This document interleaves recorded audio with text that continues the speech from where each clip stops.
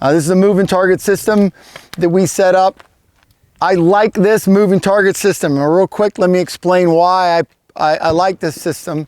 There are others like robotic ones where the target doesn't, you know, kind of moves and changes directions and all that kind of stuff. And that's fine as kind of a test or maybe like a almost in-service type training. But if you're trying to learn to shoot moving targets, you have to have some type of consistency and you have to be able to see where your bullets are hitting so that you know what's happening. When we start talking about shooting moving targets, the first thing we need to discuss is there's basically two accepted methods for shooting single projectiles at moving targets. Other ways when we start talking about sporting clays and stuff like that. But right now we're talking about single projectiles at a moving target. And that is either an ambush method or constant lead. Now an ambush method is basically if I'm shooting a rifle, I sit there and I wait till the target comes into that given lead on my reticle and I break the shot from a stable position. Works extremely well. Not practical for the distances we're going to be shooting with the handgun. Constant lead is when you pick up the target, you pick up a lead on that target and break the shot while you're moving the gun. And that is the way you're pretty much going to have to shoot a moving target with a handgun. Now, the question is, when we say that, oh, constant lead. Okay, so how far should I lead the target? So my question back to you, I want you to put your thinking cap on. What information do you need to know in order to calculate a lead on a moving target? Distance and speed of the target. And what else? What's the coefficient? The velocity of your round. What? Yeah. What does the distance? What are I'm trying to figure out from the distance? How long it's going to take the bullet. Time of flight.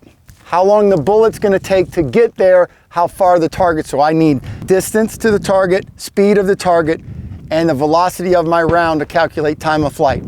Are you going to have any of that information? No, you're not. Now, the good news is the brain is an amazing thing. It can let you very quickly understand and pick up and calculate leads based on what you see. All you have to do is go watch guys shoot sporting clays. They don't know what the speed of the target is. And they don't know, I mean, they may know how fast their shells are working, but they can very quickly go, that's what I see, this is what I need to see. They can break the target. And they've done that through repetitions. So what we're gonna do here is give you repetitions at shooting at a moving target so you can understand what it feels like to hit a moving target and then get an idea of what kind of lead you need at realistic distances.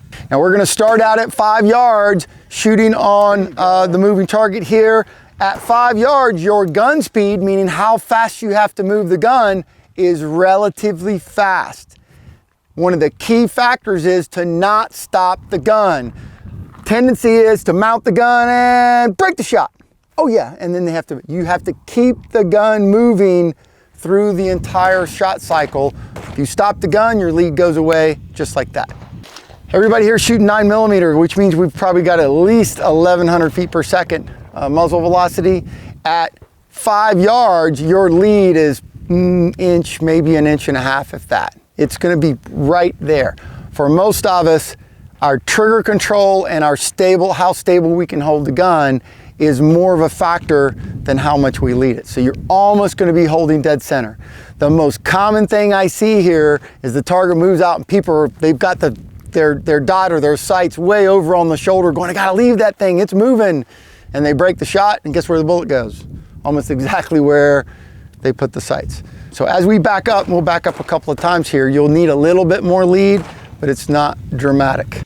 The important thing that I want to get across here is the first thing is if you have never shot moving targets before, the first time you do it, the term I would use is there's a lot of anxiety to it. It's like, oh my gosh. And then after you get some reps in, you're like, oh, so it's just shooting, except you're moving the gun when you shoot. And it immediately or very quickly becomes less difficult. The other point that I want to point out is how fast are we pulling the trigger now? Not fast. Right? Our splits, all of a sudden, these magical fast splits require the target to just stand there while you shoot at it. Because when you have to pick up and aim at something that's moving, we end up in, remember where I talked about that magical window of split times of like 0.3 to 0.4 of a second? As fast as you can bring the gun back, find the target and break the next shot. So you're really half second to 35s are fairly quick splits when the target's moving. So that is one of the learning points that I hope you guys take away from this. When I say it's not valuable for you to spend a whole lot of time chasing 15 splits, because that makes somebody just needs to stand still in order for that to work. There's some value, but not a lot of value. We're gonna move the cones back about 3 yards and we're gonna do the whole thing again, okay? Now your lead's gonna pick up just a little bit more, but you don't have to swing your arms as fast. We're gonna start shooting the mover while we are moving. And this is when things start to get spicy, but I believe this is an important skill. It's just like shooting a moving target. Once you've done it a few times, there's less anxiety involved with doing it. The same thing we were doing before. We have to smooth our platform out. We have to move, keeping our gun as stable as possible, and then keeping a constant lead on the target, keeping the gun moving, all right? So we're gonna start back here, about 10 yards back, a little bit more than that. And when the target starts moving, you're going to step off and shoot 3 shots while moving forward.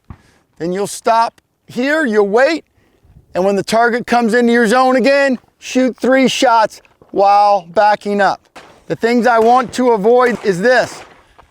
All right, here's what I see a lot. 1, 2, 3. I see that one a lot, or I see 1, 2, 3. Oh yeah, okay. All right, move.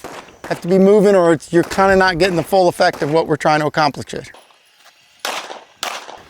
Now, front and back, but as we discussed when we're doing shooting on the move, we don't live in a linear world, right? So we may have to move at an angle to our target. So in this case, you're gonna start over here.